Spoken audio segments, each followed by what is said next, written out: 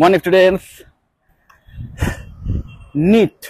নিটের যে এক্সাম হয়ে গেছে কিন্তু রেজাল্ট এখনো আউট হয়নি।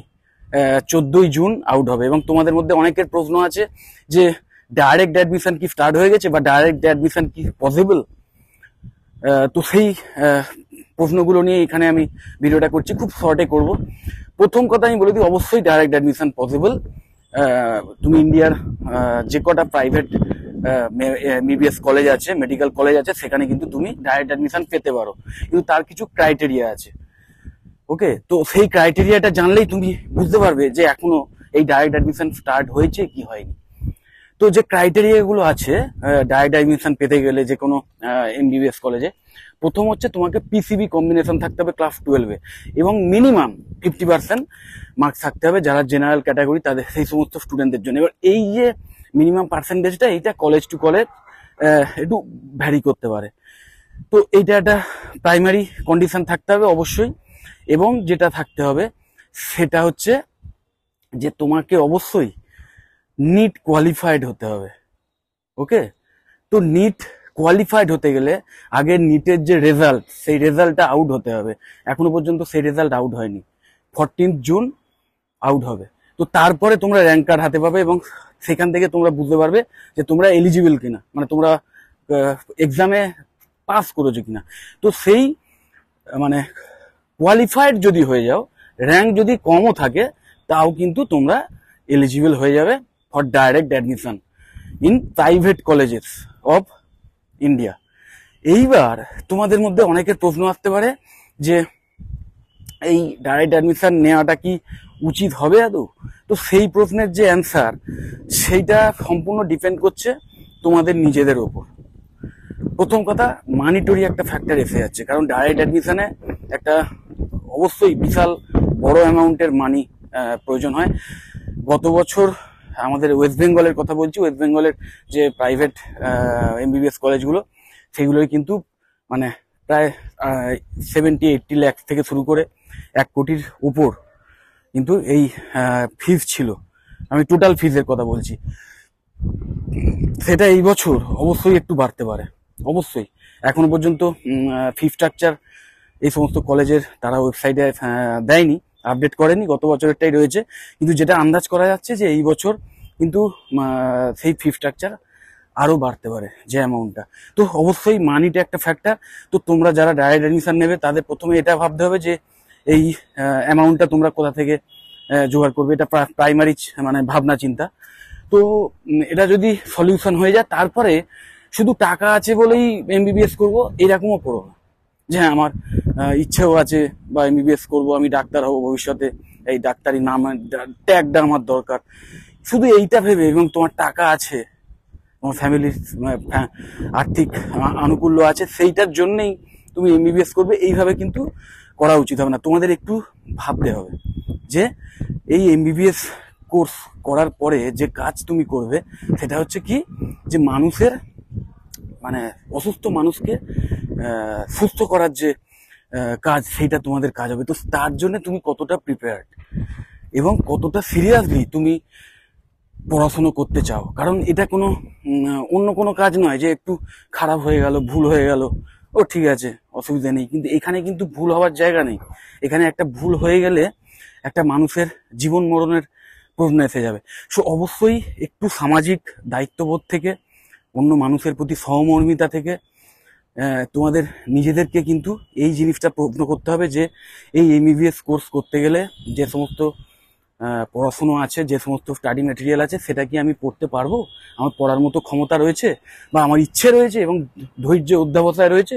এবং প্রচুর পড়াশুনো করতে হয়, খুব সিরিয়াসলি পড়াশুনো করতে হয়, তবেই কিন্তু একজন ভালো ডাক্তার হওয়া যায়। এবং ভালো ডাক্তারবাবু যদি হতে হতে না পারো, তাহলে কিন্তু লাভ নেই। কারণ তুমি একাধারে যদি যা হোক করে পড়ে পাস করে গেলে এরকম করতে চাও, তাহলে কিন্তু আলটিমেটলি ভবিষ্যতে তুমি সমাজের কাছে একটা দায় হয়ে দাঁড়াবে অ্যাকচুয়ালি, এবং খুব বাজে একটা হয়ে যাবে। তুমি নিজেই বুঝতে পারছো আমি কি বলতে চাইছি। তো অবশ্যই যদি শুধুমাত্র ইচ্ছে আছে, টাকা আছে, এই দুটোর জন্যই করতে চাও, তাহলে কিন্তু এসো না। একদম ডিটারমাইন্ড থাকো, মোটিভেটেড থাকো এবং যদি ডেডিকেটেড থাকো যে হ্যাঁ আমি এটাই হবো এবং এর জন্য যত ভালো যত কড়া পড়াশোনাই থাকুক যত বেশি পড়তে হোক আমি পড়বো, এইভাবে যদি ডেডিকেশন থাকে তাহলেই কিন্তু এই এমবিবিএস কোর্সে অ্যাডমিশন নাও। ওকে, তো এই দুটো ক্রাইটেরিয়া অবশ্যই দেখে নিও, যে টাকা পয়সার প্রবলেম এবং তারপরে তোমার এই কোর্স করার জন্য যে ডেডিকেশন সেটা আছে কিনা। এই দুটো যদি ফুলফিল করে যায় তাহলে আমি বলবো অবশ্যই তুমি আমাদের ওয়েস্ট বেঙ্গলের যে কটা ভালো ভালো প্রাইভেট এমবিবিএস কলেজ আছে তার মধ্যে খোঁজ নিয়ে সেই সব জায়গায় তুমি অ্যাডমিশন, যে কোনো একটা জায়গায় অ্যাডমিশন নিয়ে নিতে পারো যদি তোমাদের নিটের র্যাঙ্ক কম আছে। এবং অবশ্যই আমি জানি তোমাদের মধ্যে যারা এক্সাম দিয়েছো, সারা ইন্ডিয়াতে প্রায় 25-26 লাখ এক্সাম দিয়েছে এই নিট এক্সাম। এটা তো ইন্ডিয়া ওয়াইজ মানে পুরো সারা ভারতবর্ষে এই এক্সাম হয়েছে। তো প্রচুর স্টুডেন্ট এক্সাম দিয়েছে এবং তার মধ্যে থেকে খুবই কম সংখ্যক মানে খুবই নগণ্য সংখ্যক সরকারি কলেজ রয়েছে যেখানে সিটের সংখ্যা আরো নগণ্য। তো সেইখানে ফুলফিল করা সম্ভব নয় এত স্টুডেন্টের ড্রিম যাদের মধ্যে, এবং এই 25-26 লাখ স্টুডেন্টের মধ্যে অনেকেই ডেডিকেটেড, আমি জানি অনেকেই একদম মানে মনে প্রাণে চায় ডাক্তার হতে। তো এবং এবার সবাই তো আর প্রথম কজনের মধ্যে আসতে পারবে না, যার ফলে অবশ্যই যে প্রাইভেট যে কলেজগুলো আছে, প্রাইভেট যে এমবিবিএস কলেজগুলো আছে সেইগুলোর হেল্প নিতেই হবে। এবং এই প্রাইভেট এমবিবিএস কলেজগুলোতে কিছু নেগেটিভ আছে, কিছু পজিটিভও আছে। নেগেটিভের মধ্যে অবশ্যই যেটা ফিজটা অনেকটা বেশি, এটা একটা কারণ প্রাইভেট কলেজ যেহেতু সেলফ ফিনান্স, কোনো সরকারি আনুকূল্য পায় না, যে কারণে প্রচুর টাকা। এবং একটা সরকারি কলেজ করতে গেলে তার যে ইনফ্রাস্ট্রাকচার, তার যে ল্যাব বা অন্যান্য আরো সব খরচাপাতি, এবং অবশ্যই ফ্যাকাল্টি মেম্বার যারা আছেন, বড় বড় ডাক্তাররা এসে লেকচার দেবেন, তাদের যে ফিজ সেই সমস্ত প্রচুর হাই। তো সেইগুলোকে মেনটেন করার জন্য তাদের কিন্তু অবশ্যই ফিজটা স্টুডেন্টদের থেকে সেইভাবে নিতে হয়।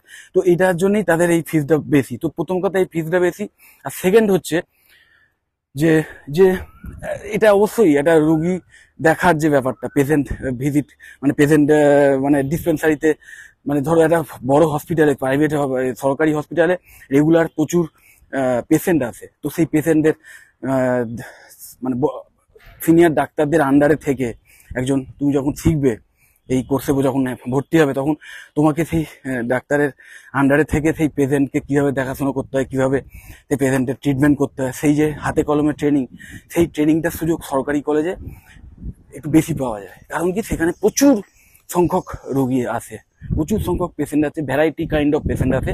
তো অবশ্যই এক্সপিরিয়েন্সটা একটু বেশি পাওয়া যায়, যেটা তুলনামূলকভাবে প্রাইভেট হসপিটালগুলো একটু কম ছিল, কিন্তু এখন আস্তে আস্তে বাড়ছে। কারণ যে হারে মানুষের সংখ্যাও বাড়ছে, যে হারে রোগ ভোগ বাড়ছে, তো প্রাইভেট যে কলেজগুলো আছে এবং সেই কলেজগুলোর সাথেও যে হসপিটালগুলো রয়েছে সেখানেও কিন্তু প্রচুর পেশেন্ট সংখ্যা বাড়ছে। সো এই যে নেগেটিভ পয়েন্ট ছিল এটা আস্তে আস্তে কেটে যাচ্ছে। আর আরেকটা হচ্ছে যে ইনফ্রাস্ট্রাকচার কিন্তু অনেক ক্ষেত্রেই দেখা যায় যে সরকারি কলেজের চেয়ে প্রাইভেট কলেজে একটু বেশি ভালো থাকে। কারণ কি সরকারি কলেজে হয়তো বড় বড় বিল্ডিং এইগুলো থাকে, কিন্তু পরিষ্কার পরিচ্ছন্নতা বা মেনটেনেন্স বা এক্সট্রা যে অ্যামিউনিটিস সেইগুলো অভাব অবশ্যই আছে, বুঝতেই পারছো, তোমরা নিশ্চয়ই সরকারি হসপিটাল দেখেছো। তো সেইখানকার যে অ্যামিউনিটিস তার চেয়ে প্রাইভেট কলেজের যে অ্যামিউনিটিস অনেক বেশি, অনেক চকচকে ঝকঝকে থাকবে, কর্পোরেট কালচার থাকবে, সেন্ট্রাল এসি এই সমস্ত ব্যাপার থাকবে। তো অবশ্যই সেখানে পড়াশোনার এনভায়রনমেন্টটা হয়তো আরো অনেকটা বেটার হতে পারে। এবং তার সঙ্গে সঙ্গে যে ল্যাব ট্যাব এইগুলোও কিন্তু অবশ্যই সরকারি কলেজের সঙ্গে টক্কর দেওয়ার মতো এই সমস্ত প্রাইভেট কলেজরা অ্যারেঞ্জ করে থাকে। সো যদি ওই যেগুলো বললাম যে টাকা পয়সার অসুবিধা না থাকে এবং ডিটারমাইন্ড হোক, তাহলে চোখ বুঝে অ্যাডমিশন নিতে পারো। ওয়েস্ট বেঙ্গলে প্রচুর কলেজ আছে, তার মধ্যে থেকে যে কোনো একটা ভালো কলেজ বা যে কোনো একটা কলেজ সম্পর্কে খোঁজখবর নিয়ে অ্যাডমিশন নিয়ে, কিন্তু এখন নয়, কারণ র্যাঙ্ক না যতক্ষণ না বেরোচ্ছে ততক্ষণ কিন্তু এই ডাইরেক্ট অ্যাডমিশনও হবে না। ডাইরেক্ট অ্যাডমিশন নিতে গেলেও তোমাকে মিনিমাম কোয়ালিফাইড হতে হবে। তো সেটা যতক্ষণ না রেজাল্টটা বেরোচ্ছে নিটের, সো এই কটা দিন ওয়েট করো। এবং ওই আগে থেকে সিট বুকিং করে রাখা বা এই করা ওই করা এইসব কেউ যদি বলেও এক্ষুনি সেটা নিয়ে তাড়াহুড়ো করো না, একটু সময় দাও, রেজাল্টটা আউট হোক, তারপরে ডিসিশন নেবে। ওকে, যাই হোক, ভিডিওটা যদি একটু বড় হয়ে গিয়ে থাকে, আমি জানি একটু বড়ই হয়ে গেছে, বড় হয়ে গেলেও যদি ভালো লেগে থাকে অবশ্যই লাইক দিও। চ্যানেলটা যদি সাবস্ক্রাইব না করে থাকো এক্ষুনি সাবস্ক্রাইব করে নাও, আর ভিডিওটা যতটা পারো বন্ধু বান্ধবদের শেয়ার করে দাও। টাটা।